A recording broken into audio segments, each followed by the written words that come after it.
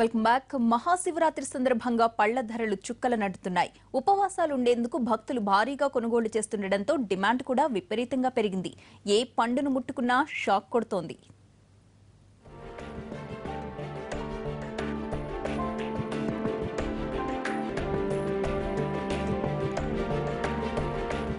శివరాత్రి అంటేనే జాగారాలు, ఉపవాసాలు.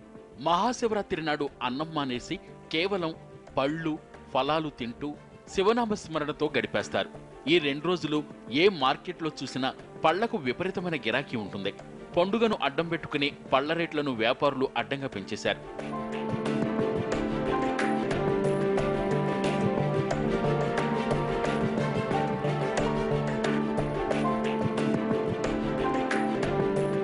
మార్కెట్లో పళ్ల ధరలు సామాన్యుడికి అందుబాటులో లేవు.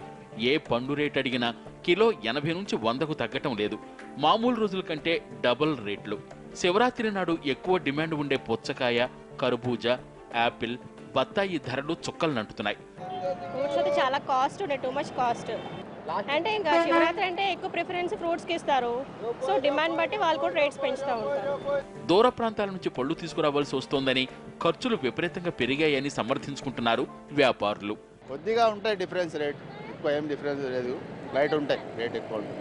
మాల్ చాలా వస్తాయి కదా, అప్పుడు తక్కువ ఉంటాయి, షార్టేజ్ ఉంటుంది మార్కెట్లో.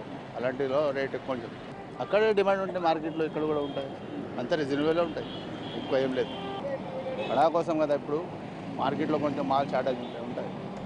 మార్కెట్లో దళారుల బెడదతోనే రేట్లు ఎంతగా పెరుగుతున్నాయని, వారి నుంచి కాపాడాలని వినియోగదారులు డిమాండ్ చేస్తున్నారు.